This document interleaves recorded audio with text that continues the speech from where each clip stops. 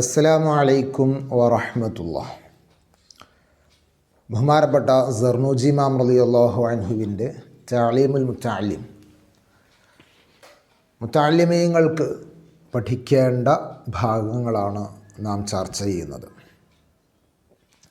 മഹാനവറുകൾ പറയാണ്, വയംബഗി അത്യാവശ്യമാണ് ലി ത്വാലിബിൽ ഇൽം, അറിവന്വേഷകന്, വിദ്യാർത്ഥിക്ക്, അൻ യുഖദ്ദിറ ലി നഫ്സിഹി തഖ്ദീറൻ, സ്വയമായി ഒരു കണക്ക് വെക്കൽ. അൻ യുഖദ്ദിറ, ഒന്ന് കണക്കാക്കൽ, പരിധി നിശ്ചയിക്കൽ. ഇന്ന് ഞാൻ ഇത്ര പഠിക്കും, ഇത്ര ഭാഗം ആവർത്തിക്കും എന്നിങ്ങനെ ഒരു പരിധി വെക്കൽ അത്യാവശ്യമാണ്. ഫിത്ത് തക്രാർ, ആവർത്തനത്തിൽ.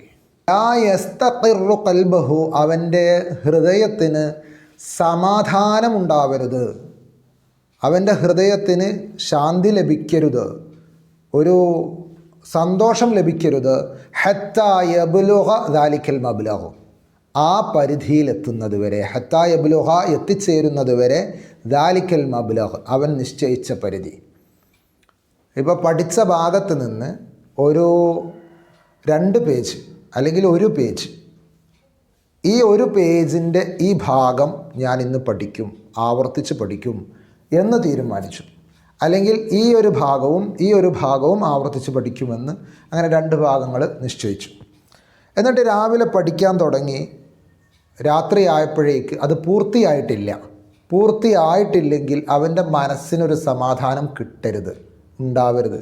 അത് പൂർത്തിയാക്കണമെന്ന ഒരു ത്വര, ഒരു ആവേശമുണ്ടായി. അത് പൂർത്തിയാക്കിയിട്ടേ കിടക്കാൻ പാടുള്ളൂ, മറ്റൊരു ജോലിയിലേക്ക് പ്രവേശിക്കാൻ പാടുള്ളൂ. അത്രയും ആവേശത്തോടുകൂടെ പരിധി നിശ്ചയിച്ചുകൊണ്ട് പഠനം മുന്നോട്ട് പോകണം, ആവർത്തനം നടക്കണം. വയംബഗി ലി ത്വാലിബിൽ ഇൽമി, അതിന് പുറമെ വിദ്യാർത്ഥിക്ക് അത്യാവശ്യമായ മറ്റൊരു കാര്യം അൻ യുകർറിറ, ആവർത്തിക്കലാണ്. സബഖൽ അംസി, ഇന്നലെ എടുത്ത പാഠം, കഴിഞ്ഞ ദിവസം, അതായത് ഏറ്റവും ലാസ്റ്റ് എടുത്ത പാഠം ആവർത്തിച്ച് പഠിക്കണം. 5 മറാത്തിൻ, 5 തവണ. ഇന്നലെ എടുത്തു, ഇന്നലെ പഠിച്ചിട്ടുണ്ട്, അത് ഇന്ന് എഴുന്നേറ്റപ്പോൾ 5 തവണ വീണ്ടും ആവർത്തിക്കണം. വസബഖൽ യൗമില്ലദീ ഖബ്ലൽ അംസ്, ഇന്നലയ്ക്ക് മുമ്പ്, അതായത് മിനിഞ്ഞാന്നുള്ള പാഠം അവൻ ആവർത്തിക്കണം. 4 മറാത്തിൻ, 4 പ്രാവശ്യം. വസബഖല്ലദീ ഖബ്ലഹു, മിനിഞ്ഞാന്നിന് മുമ്പുള്ള 2 ദിവസം മുമ്പുള്ള പാഠം ആവർത്തിക്കണം. 3 പ്രാവശ്യം.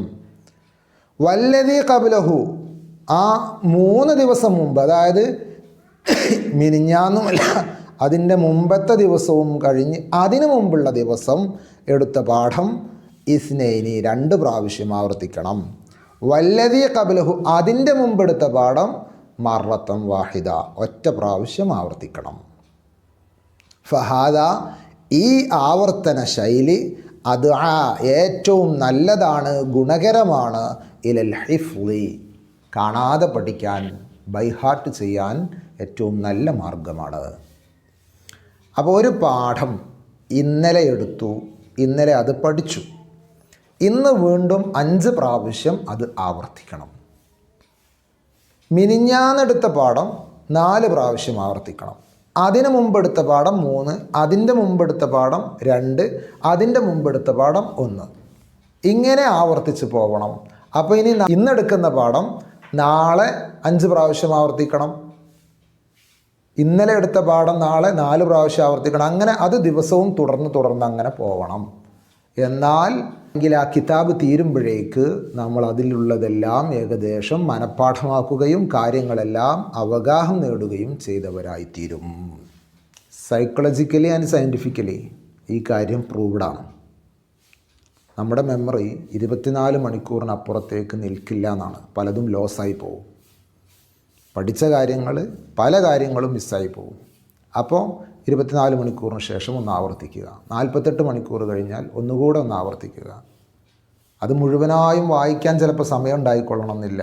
അപ്പോൾ അതിൻ്റെ ഷോർട്ട് നോട്ട്സ് ഉണ്ടാക്കി ആ നോട്ട്സിൽ നോക്കി അതിൻ്റെ കാര്യപ്പെട്ട ഭാഗങ്ങൾ ആവർത്തനം ചെയ്താൽ തന്നെ മതി. അങ്ങനെ വീണ്ടും കുറച്ച് ദിവസങ്ങൾ ഈ ആവർത്തനം ഇങ്ങനെ വന്നു കഴിഞ്ഞാൽ ഈ പറയുന്നത് പ്രകാരം ചെയ്താൽ 5 ദിവസവും ഒരേ പാഠം ആവർത്തനം വരുന്നു. അതിലൂടെ അത് മനസ്സിൽ സ്ഥിരമാകുന്നു. ആവശ്യമുള്ള സമയത്ത് അത് നമ്മുടെ മെമ്മറിയിലേക്ക് വരും. അല്ലാതെ ഒരു പ്രാവശ്യം പഠിച്ച് ചോദ്യത്തിന് ഉത്തരം പറഞ്ഞതുകൊണ്ട് നമ്മുടെ ആവശ്യ സമയത്ത് നമുക്കത് കിട്ടിക്കൊള്ളണമെന്നില്ല. ശ്രദ്ധിക്കേണ്ട ഒരു ഭാഗമാണ്. അള്ളാഹു തൗഫീഖ് നൽകുമാറാവട്ടെ. ഉഖ്റവിയായും തഅലിമീങ്ങളിലും ആലിമീങ്ങളിലും നമ്മെ അള്ളാഹു ഉൾപ്പെടുത്തുമാറാവട്ടെ. ആമീൻ. അസ്സലാമു അലൈക്കും വറഹ്മത്തുള്ളാഹി.